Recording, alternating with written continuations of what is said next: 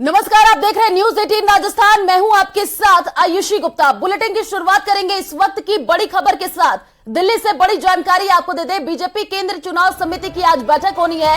राजस्थान में टिकटों को लेकर के मंथन होगा। शनिवार को भी दिन भर बैठकों का दौर चला था। आपको बता दें कि जल्द ही उम्मीदवारों की जो सूची है वो जारी हो सकती है। ये बड़ी जानकारी, बीजेपी केंद्रीय चुनाव समिति की आज बैठक होनी है। ये बैठक देखिए काफी महत्वपूर्ण होनी है, क्योंकि राजस्थान में टिकटों को लेकर के मंथन किया जा रहा है और राजस्थान से लेकर के दिल्ली तक हलचल अब तेज हो चुकी है। शनिवार को भी दिन भर बैठकों का दौर चला था और जल्द ही आपको बता दें उम्मीदवारों की सूची जारी हो सकती है। तो बीजेपी में टिकटों को लेकर के काउंटडाउन तेज हो चुका है। दिल्ली में देर रात तक मुलाकातों का दौर चला है। सूत्रों के हवाले से आपको जानकारी दे दे, शीर्ष नेतृत्व कई पहलुओं पर विचार कर रहा है और पहला आपको बताया कि सबसे पहले एक छोटी लिस्ट जारी की जाए। दूसरा जो विचार इस पर किया जा रहा है कि आचार संहिता लगने तक इंतजार किया जाए और तीसरा ABCD कैटेगरी के बजाय प्राथमिकता के आधार पर लिस्ट जारी हो और चौथा कांग्रेस प्रत्याशियों की लिस्ट का इंतजार किया जाए। पहले टिकटों का प्रस्ताव देखिए जाएगा केंद्रीय चुनाव समिति के समक्ष और समिति की मुहर लगने के बाद कभी भी घोषणा हो सकती है और पहली लिस्ट में 22 से लेकर 40 प्रत्याशियों के नाम हो सकते हैं। 5 से 7 सांसदों को लड़ाने पर भी मुहर लग सकती है। सूत्रों के हवाले से आपको ये जानकारी दे रहे हैं और इसी खबर पर ज्यादा जानकारी के लिए संवाददाता लखवीर हमारे साथ फोन लाइन पर जुड़ चुके हैं। लखवीर, देखिए आने वाले दिनों में राजस्थान में विधानसभा का चुनाव और इसको लेकर के राजस्थान से लेकर के दिल्ली तक हलचल अब तेज होती हुई नजर आ रही है। आज एक अहम बैठक भी होने जा रही है और ये कहा जा रहा है इस बैठक में बहुत चिंतन मंथन किया जाएगा कि कैसे पहली सूची जारी की जाए और ये देखिए पूरा फोकस है कि इस बार जिताऊ कैंडिडेट को ही टिकट दिया जाएगा। जी बिल्कुल, निश्चित रूप से तमाम चिंतन मनन का दौर तो जारी है ही। आज केंद्रीय चुनाव समिति की बैठक है और उस बैठक में जिन जिन सीटों पर अब तक फाइनल एक्सरसाइज हो गई है वो सूची केंद्रीय चुनाव समिति में पेश होगी, जिसके बाद फाइनल डिस्कशन होकर अंतिम मुहर लगने की संभावना है कि जिन जिन सीटों पर पूरी एक्सरसाइज हो गई है भारतीय जनता पार्टी की उन पर अंतिम मुहर लग जाएगी और जल्द ही संभावना जताई जाएगी कि पहली आधिकारिक सूची राजस्थान को लेकर भारतीय जनता पार्टी जारी कर सकती है। करीब 25 से लेकर 50 नाम तक की पहली सूची का ऐलान जल्द होने की संभावना है, क्योंकि इतनी सीटों पर भारतीय जनता पार्टी ने एक्सरसाइज पूरी कर ली है और कम से कम 50 सीटें आज डिस्कस भी होंगी केंद्रीय चुनाव समिति की बैठक में। केंद्रीय चुनाव समिति की बैठक से पहले लगातार कल के दिन बैठकों का दौर जारी रहा राष्ट्रीय राजधानी में और उससे पहले जयपुर में तमाम तरीके की बैठकें हुई। खुद गृह मंत्री अमित शाह और भारतीय जनता पार्टी के राष्ट्रीय अध्यक्ष JP नड्डा जयपुर पहुंचे थे, जहां तमाम कोर ग्रुप के साथ बैठकें की थी और फाइनलाइज किया था सीटों को। वहीं कल की अगर बात की जाए तो कल दिन भर बैठकों का दौर राष्ट्रीय राजधानी में जारी रहा। हालांकि गृह मंत्री अमित शाह के साथ कोर ग्रुप की बैठक होनी थी, लेकिन गृह मंत्री अमित शाह कल चूंकि गुजरात में थे, दिल्ली पहुंच नहीं पाए थे। ऐसे में तमाम तरीके की बैठकें अलग अलग स्थानों पर हुई। काफी गोपनीय बैठकें रखी गई और टुकड़ों में बैठकें हो रही थी। जहां तक आज का सवाल है तो आज केंद्रीय चुनाव समिति की बैठक तो है ही, उससे पहले भी बैठकों का दौर जारी रह सकता है और संभावना यह है कि केंद्रीय गृह मंत्री अमित शाह के दिल्ली लौटने के बाद भी एक बार केंद्रीय जो प्रदेश का कोर ग्रुप है वो उनके साथ बैठ सकता है और फिर तमाम लोग केंद्रीय चुनाव समिति की बैठक में जाएंगे। बिल्कुल लखवीर, देखिए यहाँ पर मंथन तेज होता हुआ नजर आ रहा है। लखवीर, ये बताइए कि क्या यहाँ पर MP वाला फॉर्मूला लागू किया जाएगा, क्योंकि ये भी कहा जा रहा है कि 5 से 7 सांसदों को लड़ाने पर भी मुहर लग सकती है। देखिए, एक्सरसाइज पूरी की जा चुकी है और उस पर भी डिस्कस हो रहा है। तमाम तरीके के जो नए फॉर्मूले हैं, यूनिक फॉर्मूले हैं, उनको इस विधानसभा चुनाव में इम्प्लीमेंट करने की तमाम कोशिशें हैं और भारतीय जनता पार्टी उस पर विचार भी कर रही है, क्योंकि ये सबसे बड़ा और पहला फोकस यही है कि अधिक से अधिक सीटें जीतकर आए। और अगर कोई बड़ा नेता, कोई बड़ा लड़ाई चुनावी मैदान में उतरता है तो न केवल वो सीट जीतती है पार्टी, बल्कि अन्य सीटों पर भी असर पड़ता है। हालांकि भारतीय जनता पार्टी से जुड़े बिल्कुल लखवीर, आप नजर बनाए रखिए, आगे भी आपसे अपडेट लेते रहेंगे। फिलहाल शुक्रिया तमाम जानकारी साझा करने के लिए। बड़ी जानकारी आपको दे दें, जयपुर से बड़ी खबर सामने आ रही है। कांग्रेस पर्यवेक्षकों की आज बैठक का अंतिम दिन है। मधुसूदन मिस्त्री आज भी पर्यवेक्षकों से संवाद करने वाले हैं। ताजा राजनीतिक हालात का फीडबैक लेंगे। मधुसूदन मिस्त्री से मोना तिवारी मुलाकात करेंगी। जयपुर की सीटों को लेकर के वो फीडबैक देने वाली है और कांग्रेस की पर्यवेक्षक है मोना तिवारी, ये आपको बता दें। तो कांग्रेस पर्यवेक्षकों की बैठक का देखिए आज अंतिम दिन है। मधुसूदन मिस्त्री आज पर्यवेक्षकों से संवाद करने वाले हैं और लगातार यहाँ पर देखिए बैठकों का दौर देखने को मिल रहा है। ताजा राजनीतिक हालात का फीडबैक लेते हुए नजर आएंगे। और इसी खबर पर ज्यादा जानकारी के लिए संवाददाता बाबूलाल हमारे साथ फोन लाइन पर जुड़ चुके हैं।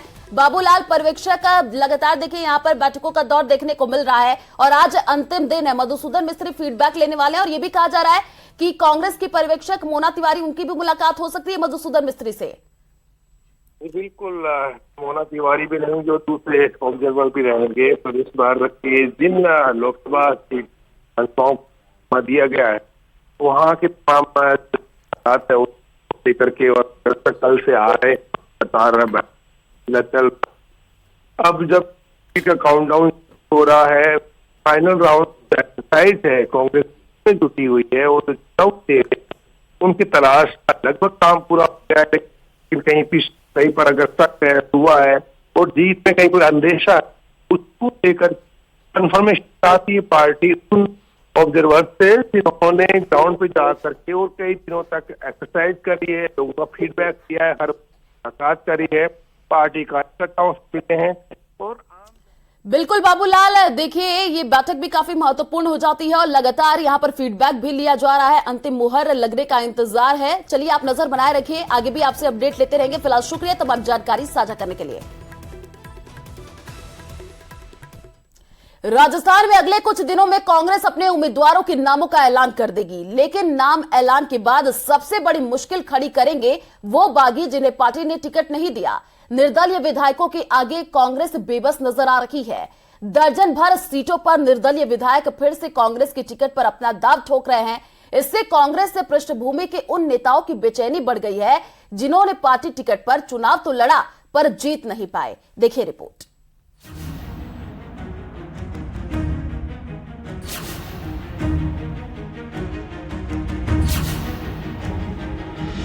निर्दलियों ने बढ़ाई कांग्रेस की टेंशन। पूर्व प्रत्याशियों और निर्दलीय विधायकों के बीच घमासान। टिकट के लिए ठोकी दावेदारी। पिछली बार निर्दलियों ने मारा मैदान, इस बार कैसे करेंगे नजरअंदाज। राजस्थान में कांग्रेस के लिए टिकट वितरण सबसे बड़ी चुनौती साबित होने वाली है, क्योंकि जिन सीटों पर पिछली बार उसने पार्टी प्रत्याशी को उतारा था, उन सीटों पर निर्दलियों ने जीतकर कांग्रेस को मुश्किल में डाल दिया। इस बार भी पूर्व प्रत्याशियों के साथ ही निर्दलीय विधायक मैदान में हैं। मनीष यादव ने 2018 में कांग्रेस के टिकट पर जयपुर ग्रामीण की शाहपुरा सीट से चुनाव लड़ा था, लेकिन निर्दलीय आलोक बेनीवाल से 3,855 मतों के अंतर से चुनाव हार गए। आलोक ने चुनाव जीतने के बाद अल्पमत की गहलोत सरकार को बहुमत में बदला तो सीएम गहलोत ने भी उनकी हर मुराद पूरी की। अब फिर से टिकट की दावेदारी कर खुद को जिताऊ करार दे रहे हैं।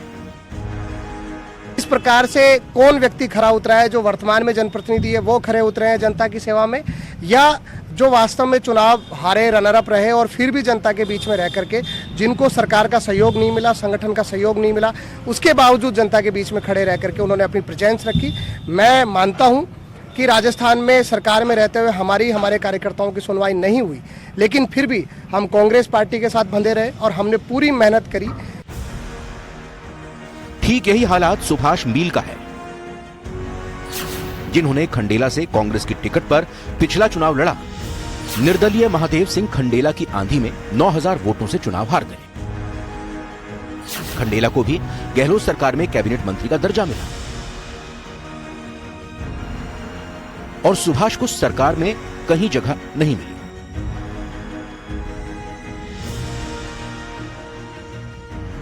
जनता परिवर्तन का मन बना चुकी है और अब की बार पिछले 50 साल के परिवारवाद और वंशवाद को जनता खत्म करेगी। हम पिछले 15 सालों से कांग्रेस पार्टी के लिए पूरी निष्ठा से काम कर रहे हैं। मुझे पूर्ण विश्वास है कि पार्टी मुझे टिकट देगी।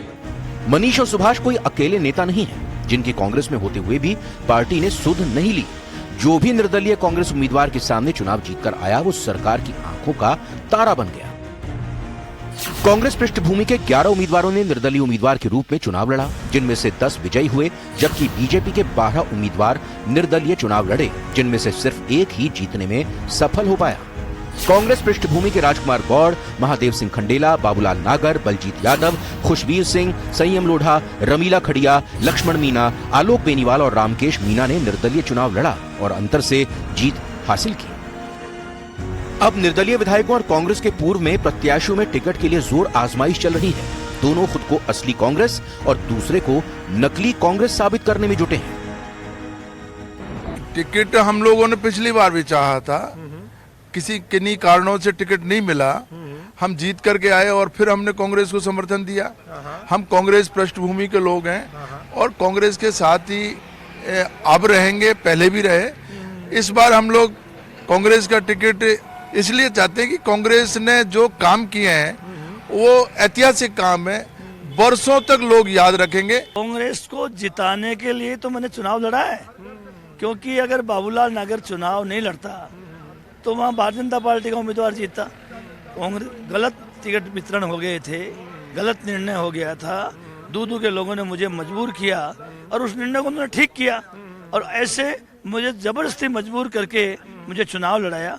कांग्रेस के उम्मीदवार की तो बेचारे की जमानत जब्त हो गई थी, 52,000 वोट तो मेरे से पीछे था।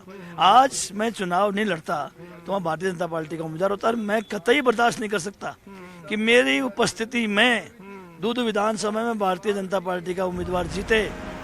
ऐसे में जब टिकट का काउंटडाउन शुरू होने वाला है तो कांग्रेस में टिकट फाइनल करने को लेकर असमंजस की स्थिति बरकरार है। पार्टी किसे राजी रखे और किसे नाराज। इसी उधेड़-बुन ने आला कमान का सिरदर्द बढ़ा दिया है, पर नेताओं को यकीन है कि मामला सुलझ जाएगा। एक भी कैंडिडेट जहां निर्दलीय जीता हुआ था वो कांग्रेस छोड़ के नहीं गया, तो आप समझ सकते हो कि उनका भी मान सम्मान हुआ है, उनको साथ रखा गया है।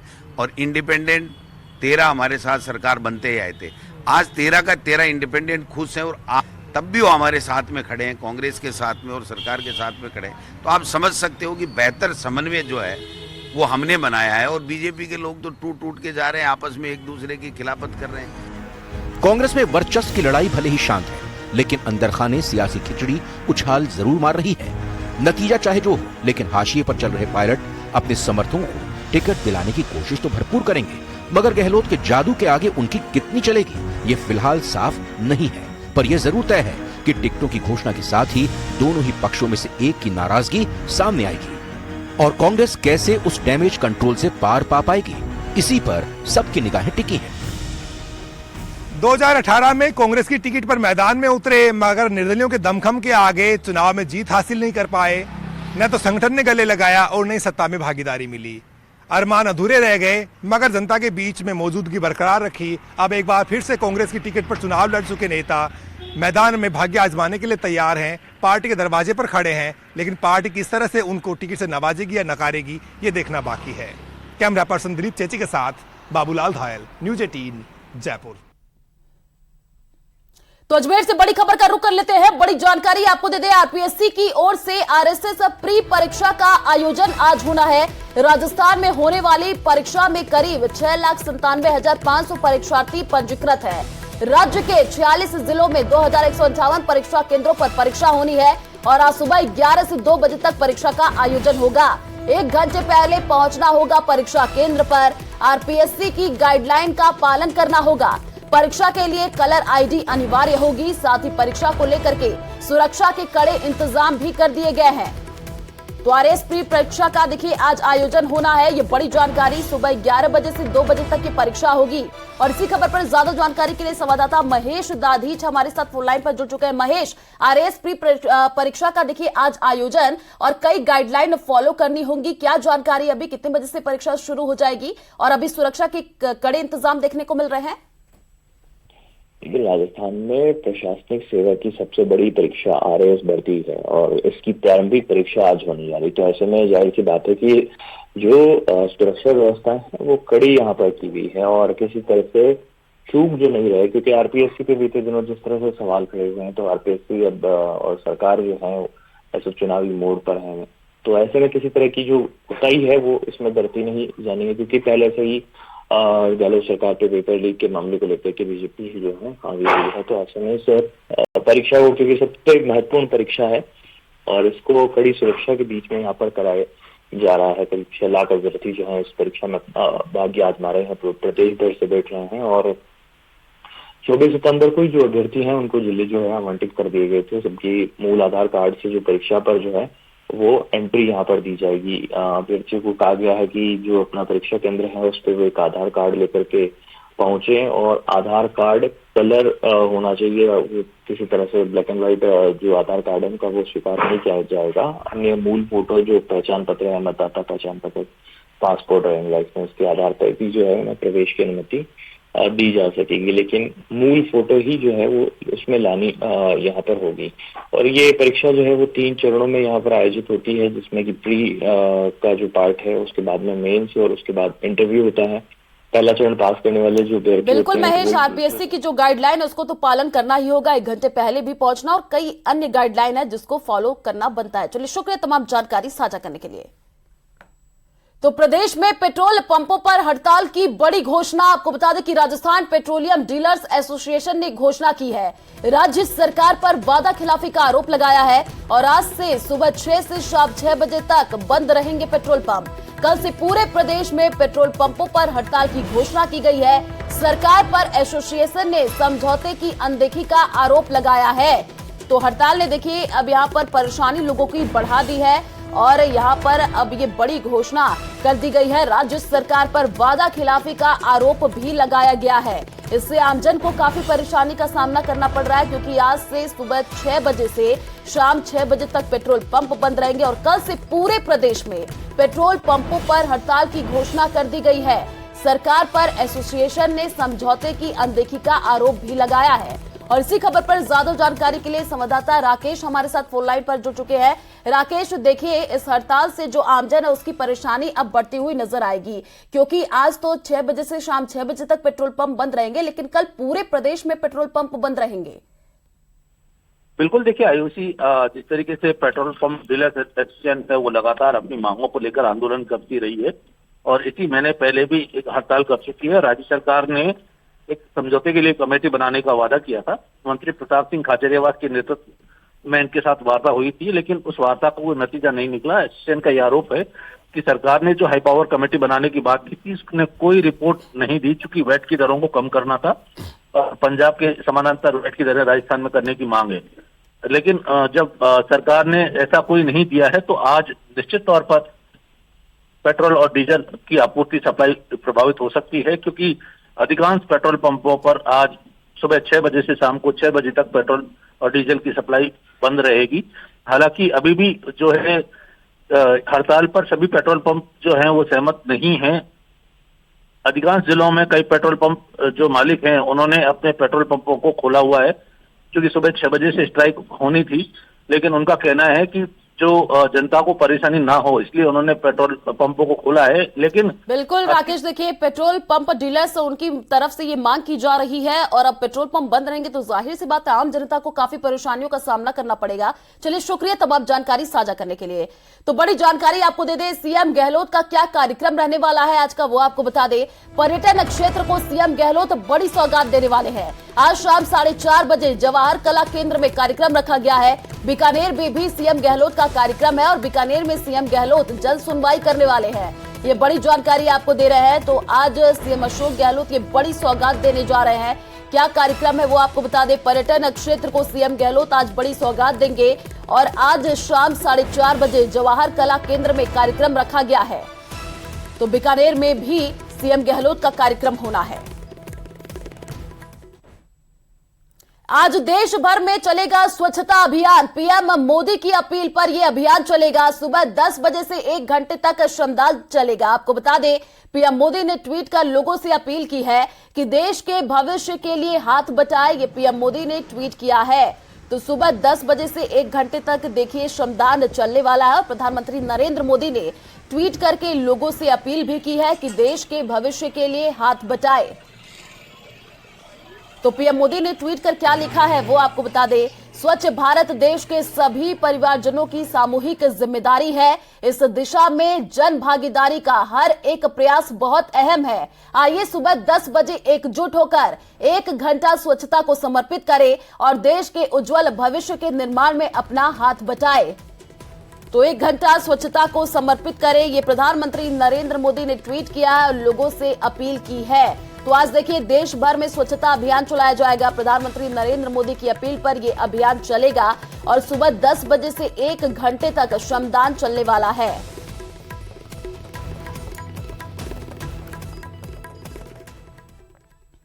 जयपुर से बड़ी जानकारी आपको दे दें, नर्सेज का आमरण अनशन शुरू। आज से सभी चिकित्सालय में 2 घंटे गेट मीटिंग होगी और राजस्थान नर्सेज संयुक्त संघर्ष समिति का ये बड़ा ऐलान। देखिए तो जयपुर से आपको ये बड़ी जानकारी दे रहे हैं, जहां पर नर्सेज का आमरण अनशन आज से शुरू और यहां पर इन्होंने ये बड़ा ऐलान किया है।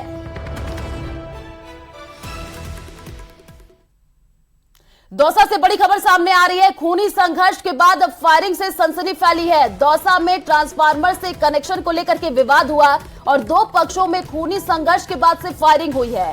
फायरिंग में 2 लोगों को गोली भी लगी है। खूनी संघर्ष में 6 लोग घायल बताए जा रहे हैं। बैजूपोड़ा थाना क्षेत्र के ढिगारिया कपूर गांव की ये पूरी घटना बताई जा रही है और सूचना पर पुलिस मौके पर पहुंची है। फायरिंग के आरोपियों की तलाश की जा रही है। तो देखिए खूनी संघर्ष के बाद फायरिंग से पूरे इलाके में सनसनी का माहौल देखने को मिल रहा है। शिक्षा विभाग से जुड़ी हुई बड़ी खबर आपको दे दें, अब स्कूलों का 16 अक्टूबर से समय बदल जाएगा। शिक्षा विभाग ने मौसम के मद्देनजर शिविरा पंचांग में फेरबदल किया है। पहले 1 अक्टूबर से समय बदलना था, अब 16 अक्टूबर से 31 मार्च 2024 तक शीतकाल रहेगा। 1 अप्रैल से 15 अक्टूबर तक ग्रीष्मकाल माना जाएगा। तो शिक्षा विभाग से जुड़ी हुई ये आपको जानकारी दे रहे हैं। अब 16 अक्टूबर से जो स्कूलों का समय है वो बदल जाएगा। कोटा से बड़ी जानकारी आपको दे दें, डेंगू पॉजिटिव मरीजों का आंकड़ा 1120 पहुंच चुका है। पिछले 24 घंटे में 18 नए मरीज सामने आए हैं और 400 से ज्यादा कोचिंग छात्र भी डेंगू पॉजिटिव बताए जा रहे हैं। चिकित्सा विभाग अब सर्वे लगातार कर रहा है। तमाम प्रयासों के बाद भी देखिए डेंगू का जो प्रकोप है वो कम होता हुआ नजर नहीं आ रहा है और इससे अब लोगों को काफी परेशानियों का सामना करना पड़ रहा है। तो झालावाड़ के बड़ा बाजार इलाके में चाकूबाजी की वारदात का पुलिस ने पर्दाफाश कर दिया है। पुलिस ने जानलेवा हमला करने के मामले में 3 बदमाशों सहित 1 बाल अपचारी को डिटेन किया है। इसके साथ ही पुलिस बदमाशों से घटना में शामिल अन्य लोगों की संलिप्तता के बारे में पूछताछ कर रही है। पुलिस के अनुसार आपसी विवाद के कारण युवक पर चाकूबाजी की घटना हुई है। साथ ही आपको बता दें कि युवक पर बदमाशों ने जानलेवा हमला कर उसे घायल कर दिया था, जिसके बाद से उसका इलाज किया जा रहा है। फिलहाल बदमाशों को न्यायिक अभिरक्षा में भेजा गया है। इस दौरान फरियादी के सामने बदमाशों की शिनाख्त परेड कराई जाएगी। वहीं इस मामले को सांप्रदायिक रंग देने वालों के खिलाफ भी कार्रवाई की जाएगी।